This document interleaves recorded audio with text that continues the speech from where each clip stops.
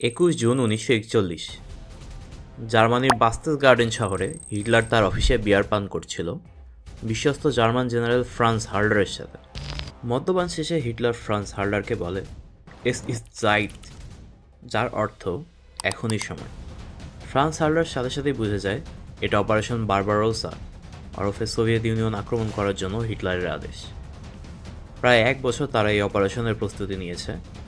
এই অপারেশনের লক্ষ্য হলো সম্পূর্ণ সোভিয়েত ইউনিয়ন দখল করে সেখানকার ইহুদি এবং স্লাভিকদের হত্যা করে জার্মান বসতি স্থাপন করা। হিটলারের আদেশে পরদিন 22 জুন শুরু হয় জার্মানির সোভিয়েত ইউনিয়ন আক্রমণ। 30 লক্ষ সৈন্য, 3000 ট্যাঙ্ক, 7000 কামান আর 2500 যুদ্ধ বিমানের বিশাল এক জার্মান আর্মি পশ্চিম সোভিয়েত ইউনিয়নের 2900 কিলোমিটার জায়গা জুড়ে মুহুর্মুহু ঢুকতে থাকে সোভিয়েত ইউনিয়নের ভিতরে। অতর্কিত এই আক্রমণে দিশেহারা হয়ে পড়ে সোভিয়েত ইউনিয়ন। একের পর এক শহর দখল করে শক্তিশালী নাৎজি বাহিনী এগিয়ে যেতে থাকে মস্কোর দিকে। তারা পৌঁছে যায় সোভিয়েত রাজধানী মস্কোর মাত্র 20 কিলোমিটার দূরত্বে। নিজেদের অস্তিত্বের লড়াইয়ে সোভিয়েত আর্মি মস্কোতে তুমুল প্রতিরোধ গড়ে তোলে। টানা 3 মাস 5 দিন রক্তক্ষয়ী যুদ্ধ হয়, দ্য ব্যাটল অব মস্কো। ইতিহাসের অন্যতম ভয়ঙ্কর এই লড়াইয়ে নাৎজি বাহিনীর 4 লক্ষ সৈন্য নিহত হয় আর সোভিয়েত বাহিনী নিহত হয় 10 লক্ষেরও বেশি। মস্কোতে সোভিয়েত আর্মির তীব্র প্রতিরোধ আর রাশিয়ার কনকনে ঠান্ডায় কাবু হয়ে যায় গ্রেট নাৎজি আর্মি। পরাজয় বরণ করে তারা পিছু হটতে বাধ্য হয়। দ্বিতীয় বিশ্বযুদ্ধ শুরুর পর থেকে এটাই ছিল হিটলারের প্রথম পরাজয়, এবং এই পরাজয়ই ছিল হিটলারের পতনের সূচনা। বিশেষজ্ঞদের মতে বেশি আত্মবিশ্বাসী হয়ে শীতকালের এত কাছাকাছি সময়ে নাৎজি বাহিনীর সোভিয়েত আক্রমণ করা বিশাল একটি কৌশলগত ভুল ছিল। একই সাথে নাৎজি বাহিনী আরেকটি বড় ভুল করে। ভুলটি হলো 1941 সালের শেষের দিকে আমেরিকার সাথে যুদ্ধ ঘোষণা করা। অল্প সময়ের মধ্যে এরকম বড় বড় দুটি ভুল যুদ্ধের মোড় ঘুরিয়ে দেয়। যে নাৎজি বাহিনীকে যুদ্ধের প্রথম 2 বছর অপরাজেয় মনে হচ্ছিল, তারা আস্তে আস্তে কোণঠাসা হয়ে পড়ে। একের পর এক লড়াইয়ে পরাস্ত হতে থাকে তারা।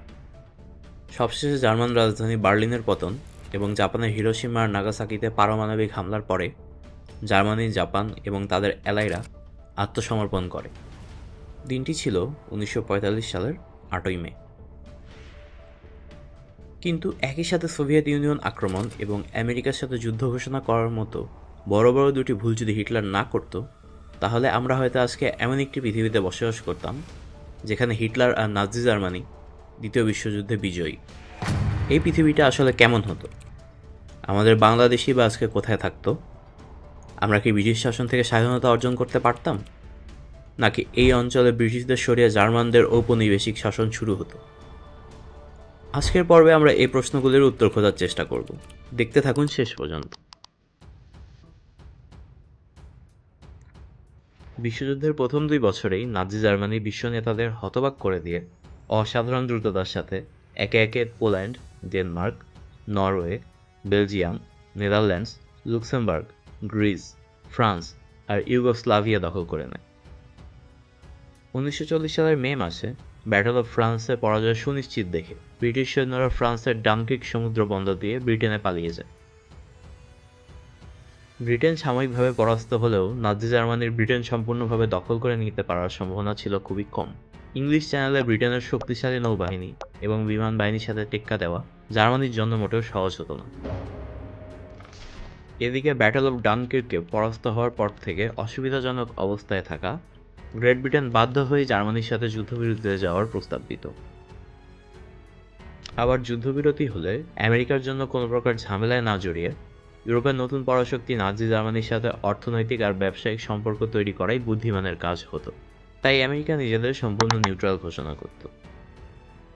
এদিকে নাৎজি জার্মানি ফ্রান্স আর পোল্যান্ড সহ তাদের জয় করা সব দেশ শাসন করত। ইতালি জার্মানির অ্যালাই আগে থেকেই ছিল, তার সাথে যোগ হতো পর্তুগাল আর স্পেন। সুইজারল্যান্ড নিউট্রাল থাকতো বরাবরের মতোই।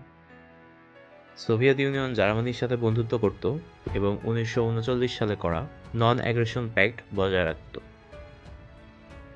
হিটলারের জাপানিজ এম্পায়ার দখল করে নেওয়ার যে গোপন ইচ্ছা ছিল সেটা বাদ দিতে হতো, কারণ ইউরোপের এত বড় অংশ দখল করে আর্মি নিয়ে অত দূরে যাওয়ার কোনো যৌক্তিক কারণ নাৎজি বাহিনীর কাছে থাকতো না।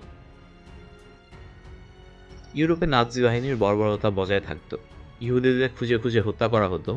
লাখ লাখ বিভিন্ন প্রজাতির মানুষ যাদের হিটলার রেশিয়ালি ইনফেরিয়র মানে জাতিগতভাবে নীচ মনে করে তাদেরকে গ্যাস চেম্বারে হত্যা করা হতো। যুদ্ধে জার্মানির শক্তিশালী অবস্থানের জন্য পৃথিবীর পাওয়ারফুল দেশগুলো নিজেদের স্বার্থ রক্ষার্থে এই বর্বরতায় কোনো বাধা দিত না। এভাবে কয়েক বছর চললেও যুদ্ধহীন অবস্থায় হিটলার খুব বেশি দিন থাকত না। খুব শীঘ্রই তার নতুন দেশ দখল করে নেওয়ার বাসনা জাগত। যুদ্ধবিরতি ভেঙে নাজি জার্মানি ব্রিটেন আক্রমণ করত। জার্মানির এলাকায় জাপান আর ইতালিও তাদের সাথে যোগ দিত। একবার ব্রিটেন দখল করে ফেলতে পারলে নাজি জার্মানির পরের টার্গেট হতো আমেরিকা। এটা ধারণা করতে পেরে আমেরিকা এবার প্রথমেই ব্রিটেনের পক্ষ নিত এবং জার্মানির বিরুদ্ধে যুদ্ধ ঘোষণা করত। এ যুদ্ধে কে জিতত তা অনুমান করা আসলে খুবই কঠিন, তবে American science fiction writer Philip K Dick 1962 সালে তার ইতিহাস বিষয়ক উপন্যাস the man in the high castle বইয়ে দেখিয়েছেন সম্ভাব্য কী হতে পারত। তার মতে নাজি জার্মানি, ইতালি এবং জাপান যুদ্ধে জিতত, পৃথিবীর সব দেশ এ তিনটি দেশের শাসনে ভাগ হয়ে যেত, পূর্ব এশিয়ার সব দেশ জাপানিজ এম্পায়ার দখলে নিত, আর আমেরিকাতে নাজি জার্মানি আর জাপান যৌথভাবে পাপের সরকার গঠন করত। এসব ঘটনার মধ্যে আমাদের বাংলাদেশ আসলে কী পরিস্থিতিতে থাকত? ব্রিটেন আর জার্মানির যুদ্ধবিরতি চলার সময় পুরো ভারতীয় উপমহাদেশ ব্রিটিশদের উপনিবেশ হিসেবেই থাকত, কিন্তু পরবর্তীতে জার্মানি যখন ব্রিটেন আক্রমণ করত তখন দুটি সম্ভাব্য ঘটনা করতে পারত। পূর্ব এশিয়ার দেশগুলো দখল করে জাপানি সৈন্যরা ভারতীয় উপমহাদেশে ঢুকে পড়ত। বেশ কিছুদিন যুদ্ধের পর উপমহাদেশ জাপানিজ এম্পায়ারের কাছে আত্মসমর্পণ করত। ভারত, পাকিস্তান আর বাংলাদেশ অন্তর্ভুক্ত হতো জাপানিজ এম্পায়ারের। তবে আজকে 2024 সালে এসে আমরা জাপানিজ এম্পায়ারের অধীনে থাকার সম্ভাবনা থাকতো খুবই কম। জার্মানির যুদ্ধবিরতি ভেঙে গ্রেট ব্রিটেনকে আক্রমণ করার পরে তাদের হাড্ডাহাড্ডি যুদ্ধ হতো। যুদ্ধের কৌশল হিসেবে জার্মান এজেন্টরা ভারতীয় উপমহাদেশে এসে এখানকার মানুষদের ব্রিটিশদের বিরুদ্ধে স্বাধীনতা ঘোষণা করতে উদ্বুদ্ধ করত। নাজি জার্মানির মদদে আমরা সশস্ত্র বিপ্লব করতাম। যুদ্ধে দুর্বল অবস্থায় থাকা গ্রেট ব্রিটেন আমাদের স্বাধীনতা দিতে বাধ্য হতো। তবে এই সিনারিওতে 2024 সালে এসে ভারত, পাকিস্তান, বাংলাদেশ এরকম আলাদা আলাদা স্বাধীন দেশ হতো কিনা তা অনুমান করার কোনো উপায় নেই। বাংলাদেশ আজকে কোথায় থাকতো এ বিষয়ে আপনি কি মনে করেন তা কমেন্ট করে জানান। ভিডিওটি ভালো লেগে থাকলে সাবস্ক্রাইব করতে ভুলবেন না।